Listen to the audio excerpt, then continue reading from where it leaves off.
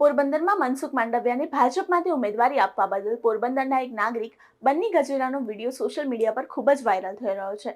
બન્ની ગજેરા આ વાયરલ વિડીયોમાં જણાવી રહ્યા છે કે પાટીદાર સમાજે બહુ સમજવા જેવી બાબત છે કે 2024માં પાટીદાર સમાજના જે આગેવાન નેતાઓ છે તેમણે પણ સમજવા જેવી બાબત છે કે ભાજપમાં ફંડ આપવામાં 3 જિલ્લાઓના નામ મોખરે છે, જેમાં જામનગર, રાજકોટ અને જૂનાગઢનો સમાવેશ થાય છે.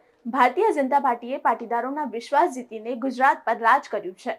વધુમાં શું છે સમગ્ર માહિતી અને શું કહે છે બન્ની ગજેરા, જોઈએ આ વિડીયોમાં. નમસ્કાર, હું મૈત્રી મકવાણા અને આપ જોઈ રહ્યા છો નિર્ભય ન્યૂઝ. નમસ્કાર ગુજરાત. લોકસભાની ચૂંટણી બહાર પડી, ધારાસભાની ચૂંટણી થઈ, 6 પેટા ચૂંટણી ધારાસભાની બાકી છે. પાટીદાર સમાજે બહુ સમજવા જેવી બાબત છે. અત્યાર સુધી તમે 2015 સમજ્યા, 2016 સમજ્યા, 2017 સમજ્યા, આ 2024 સમજવું ને. પાટીદાર સમાજના જે પીઢ આગેવાન યુવા નેતાઓ છે એના માટે બહુ સમજવા જેવી બાબત છે. ભારતીય જનતા પાર્ટીની ચૂંટણી હોય, ભારતીય જનતા પાર્ટીનો પક્ષ મોખરે હોય, ભારતીય જનતા પાર્ટીની સાંસદની ચૂંટણી આવતી હોય, ધારાસભાની ચૂંટણી આવતી હોય, ત્યારે ભારતીય જનતા પાર્ટીને સૌથી મોખરે ફંડ આપવામાં 3 જિલ્લાઓનું નામ મોખરે છે: રાજકોટ, જામનગર અને જૂનાગઢ.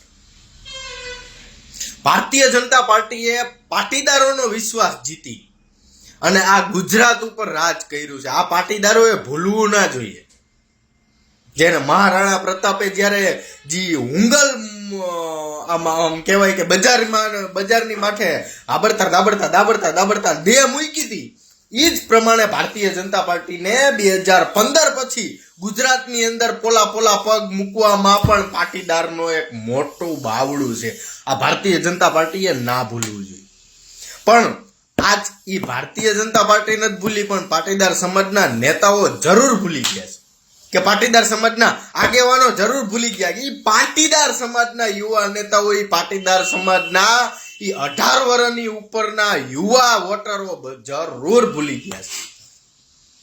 પોરબંદર લોકસભાની વાત કરીએ, રાજકોટ લોકસભાની વાત કરીએ, આપણે પોરબંદર લોકસભાની વાત કરીએ, મનસુખભાઈ માંડવિયાને ભારતીય જનતા પાર્ટીએ ઉમેદવાર તરીકે જાહેર કર્યા છે. કાલથી આપણે સેન્સ લેવાનું ચાલુ કરી.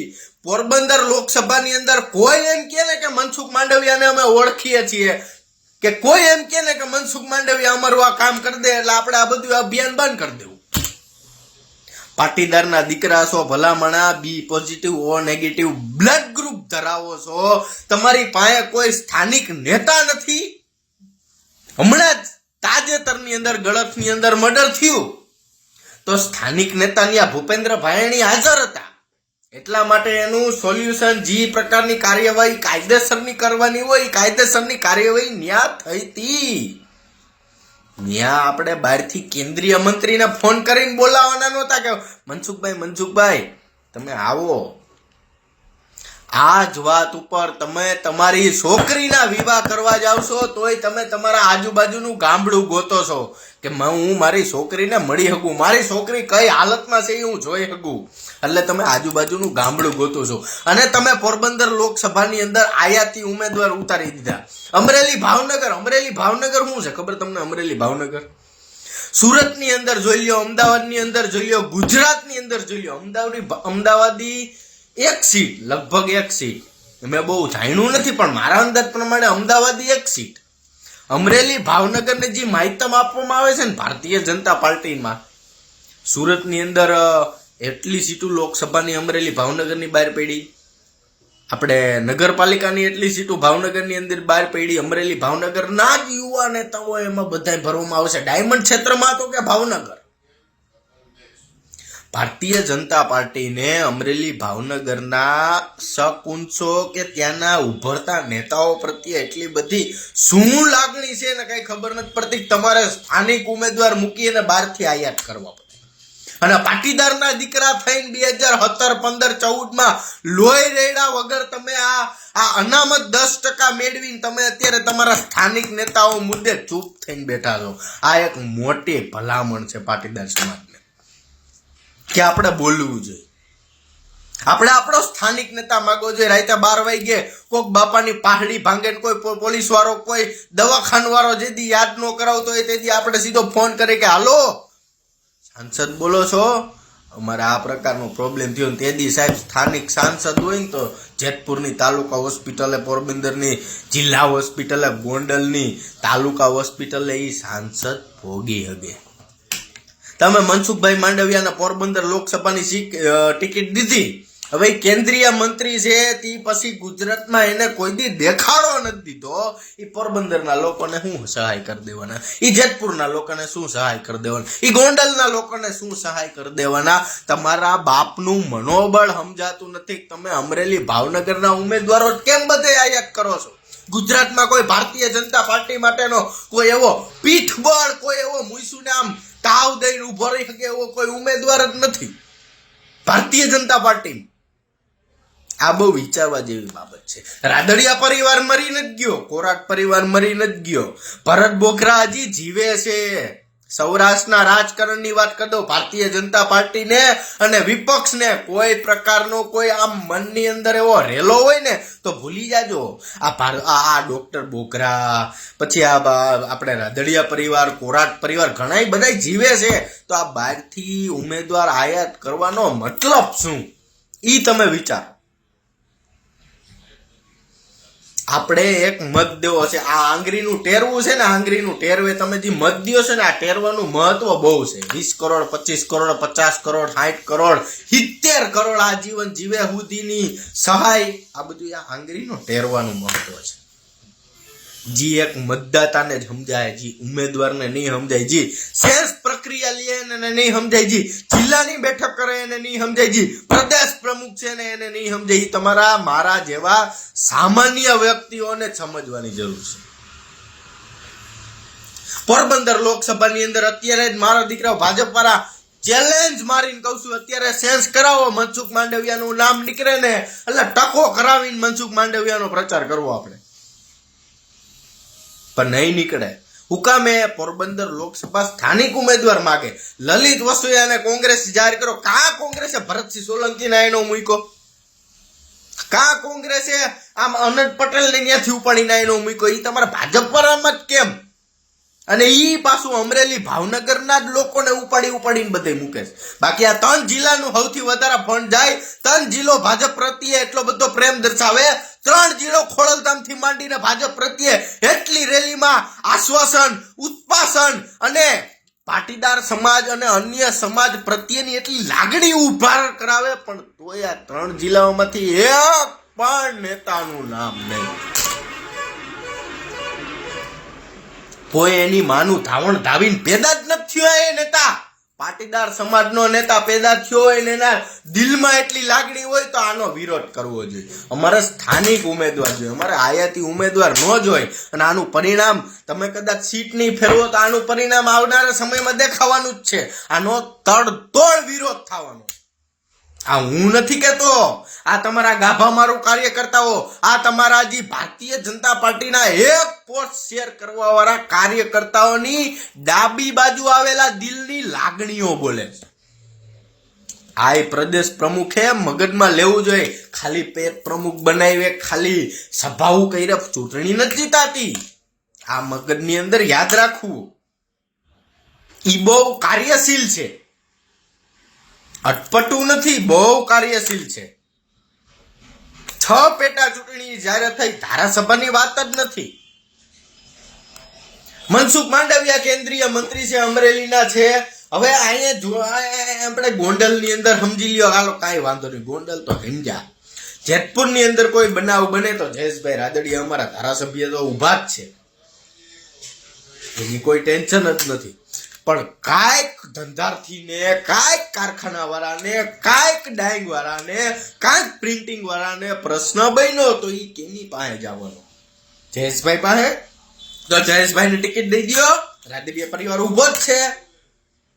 મનસુખ માંડવિયાને ન્યાથી ઉપાડીને અહીંયા નાખવાનું કારણ બહુ ખરાબ છે, બહુ. આ બહુ ભોગવવું છે. અને પાટીદારના દીકરા તરીકે, પાટીદારના સંતાનો તરીકે તમારે તો બહુ સમજવાની જરૂર છે. 2015 પછી તમારે મરી જવું, તમારા છોકરાઓને માર નાખવા. તો મત દેજો. તમે તમારા હક હાટું નથી બોલી શકતા ભલા માણા. તમે તમારા છોકરાનું હું હારું વિચારી શકો, તમે તમારા હક હાટું નથી બોલી શકતા. ભારતીય જનતા પાર્ટી જ જોઈશી ગુજરાતની અંદર, ભારતીય જનતા પાર્ટી જ જોઈશી.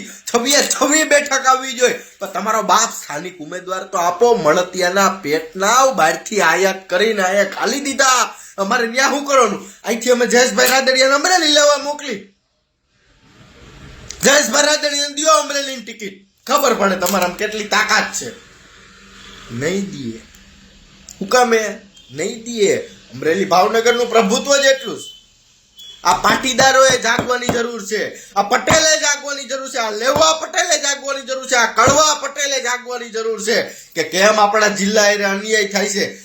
ભારતીય જનતા પાર્ટીને એટલો સપોર્ટ કરી છે, એટલી મહેનત કરી છે, તોય ભારતીય જનતા પાર્ટી સ્થાનિક ઉમેદવાર નથી આપતો, બહારનો આયાત કરે છે. તમે બધા હું ઘૂઘરા વગાડો છો? બહારથી નાચવા આવેલી બાયુના ઘાઘરા ઊંચી કરીને જોવા છો?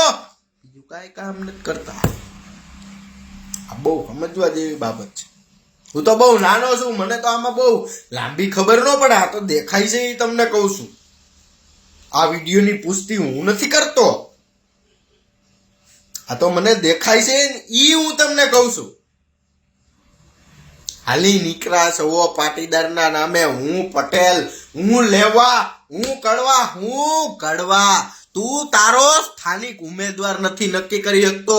એ ધોત જેવી પાર્ટી આવીને અહીંયા બીજો આયાતી ઉમેદવાર નાખી દે અને તમે બધાય રોજડાઓની જેમ જોયા કરો છો. આનાથી મોટી ગુલામી દુનિયાની અંદર કોઈ ન હોય.